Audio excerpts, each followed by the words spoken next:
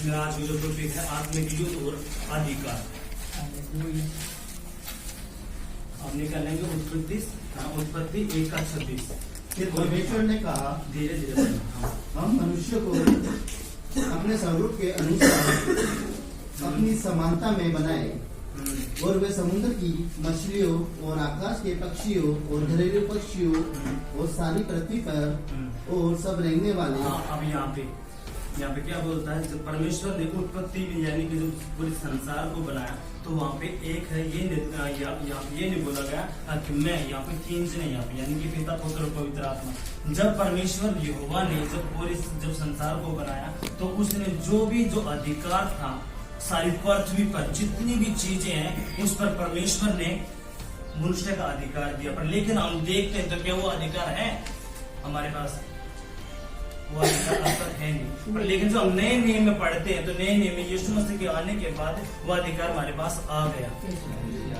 उसके बलिदान करने से वो अधिकार हमारे पास आ गया। पर लेकिन उस अधिकार को लोग अब तक जान नहीं पाए, नहीं जानते। अगर हम देखो तो इंडिया के अंदर 135 करोड़ की आबादी है, पूरे वर्ल्ड की 750 करोड़ कुछ है आबादी। इंडिया के अंदर 135 करोड़ है। पर लेकिन अगर जब हम काउंट करते मुश्किल से 10 लाख लोग मुश्किल से हैं इंडिया के अंदर मसीह में। बाकी जो जितने लोग हैं वो कौन है जो प्रभु को जानते नहीं। लाखों लोग हैं जो मतलब नाश हो रहे हैं प्रतिदिन, जो प्रभु को ना जाने बगैर नाश हो रहे हैं। लेकिन जो 10 लाख लोग हैं, 50 लाख लोग हैं, हम भी यीशु मसीह के अधिकार को नहीं जान रहे। उसको पता नहीं। हम मसीह में आने के बाद 5 या 10 साल के बाद बैकस्लाइड हो जाते। क्यों हो जाते? क्योंकि अधिकारों को पता ही नहीं। जब घर में कोई अंधकार की शक्ति होती है, इस भाई के अंदर है, उस बहन के अंदर है, कोई भी होता, हमने यीशु मसीह का नाम तो जान लिया, लेकिन जो यीशु मसीह ने जो अधिकार दिया, जब तक उस अधिकार का हम इस्तेमाल नहीं करेंगे तो दुष्ट आत्माएं वो आशीष हमें नहीं मिलेंगी। अब ये जो पेन है ये मैंने इससे खोज लिया, ये जब तक मुझसे लड़ाई नहीं करेगा तो ये पेन इसका नहीं होगा। तो ऐसे ही जो आशीष जो परमेश्वर यहोवा हमें देता है उन आशीषों को हमें छीनना पड़ता है। और वो छीना कैसे जाएगा? जब तुम्हें अधिकारों को पता होगा। तो वो अधिकार अब हम देखते हैं उत्पत्ति 4:7 निकालना एक बार। और यदि तू भला करे तो क्या तेरी भेंट ग्रहण न की जाएगी? यदि तू भला करे तेरी भेंट ग्रहण नहीं की जाएगी। आगे, और यदि तू भला न करे तो पाप द्वार पर छिपा रहता है। पाप द्वार पे छिपा रहता है। यहाँ पे मैं अधिकार को और आत्मिक युद्ध को दोनों को साथ लेकर चल रहा हूँ। किसको? आत्मिक युद्ध को और अधिकार को। यहाँ पे क्या बोल रहा है? जो पाप है ना, पाप है क्या? सबसे पहले पाप है परमेश्वर की आज्ञाओं को ना मानना, उसके वचन पर ना चलना, वो पाप है। क्या कहता है यहाँ पे? पाप द्वार पर खड़ा है। यहाँ पे खड़ा है द्वार पर, उसकी लालसा तेरी ओर है। किसकी ओर है? हमारी ओर। उसकी लालसा। अगर हम देखते हैं जो अधिकार कब काम करेगा? अधिकार जब काम करेगा जब हमें पता होगा पाप क्या है, पाप क्या नहीं है।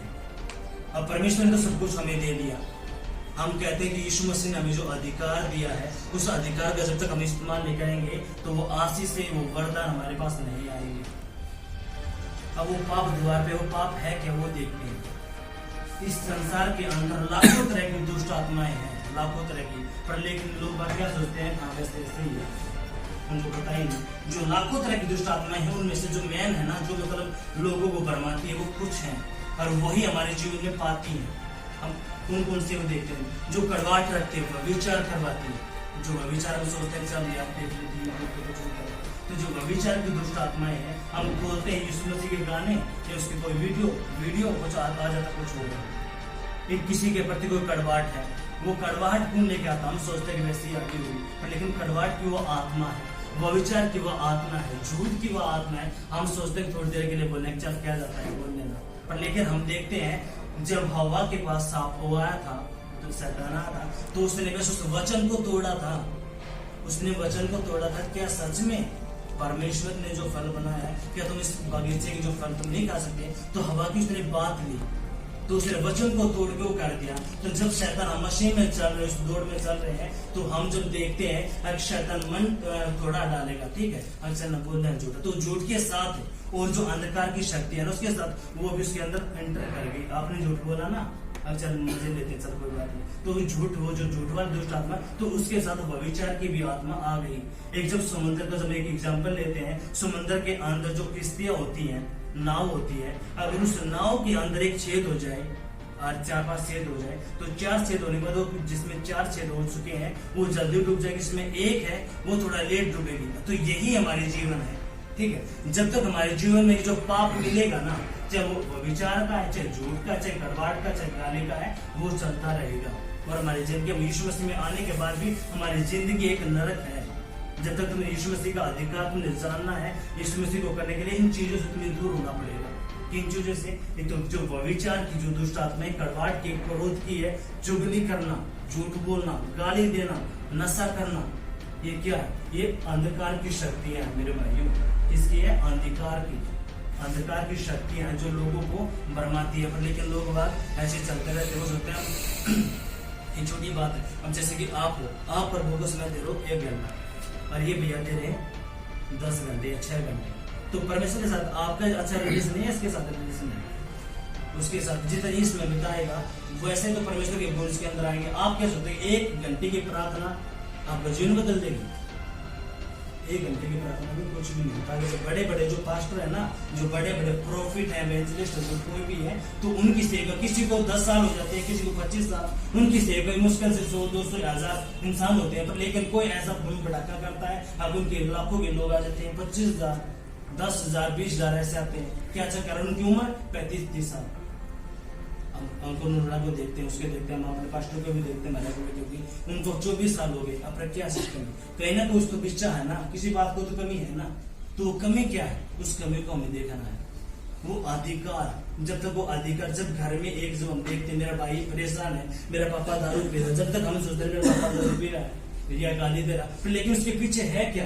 उसके पीछे वो अंधकार की शक्ति है। जब तक आप उसको नहीं ताड़ना दोगे वो नहीं जाएंगे। उसको ताड़ना कैसे मिलेगी? वो अधिकार जब आप इनसे दूर हो जाओगे, आप झूठ नहीं बोलोगे, वो विचार नहीं करोगे, कड़वाहट नहीं रखोगे। जब तक ये जो 7-8 जो है, क्योंकि साफ बता रहा है, जो 4 का जो 7 है, 4 का 7 जो वचन उत्पत्ति का द्वार पाप जो है, तो जो पाप है वो द्वार पर छिपा है, खड़ा है वहां पे। आपके एक बोलने से ही वो इंटर हो जाएगा। आपने ऐसा कड़वाटी इसके प्रति आते, क्योंकि एक वो शैतान क्या करता है, वो थोड़ी करता है, वो विचारों के द्वारा आपके अंदर आता है। किसके द्वारा आता है? विचारों के द्वारा। यीशु मसीह के पास कैसे आता? विचार लेके आता शैतान। पर लेकिन हम इससे क्या कह जाता है?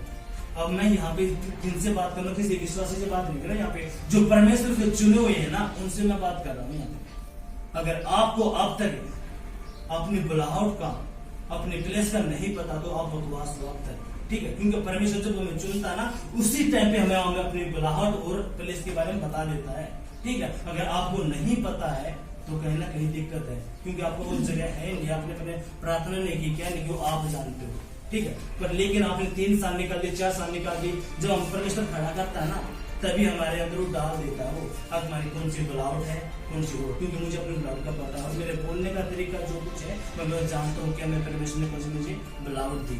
अगर आपको नहीं पता तो आपको देखना चाहिए, आपके अंदर देख जाना चाहिए। अगर हम देखते हैं तो एक बार निकालना उसका 119 का 119 का 99।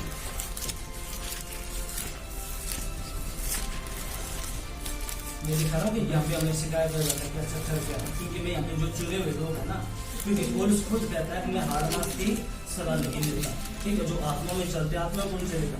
जो परमेश्वर में सुने वो सुना देगा। पढ़ने को ज्ञान देगा, धीरे धीरे पढ़ना है।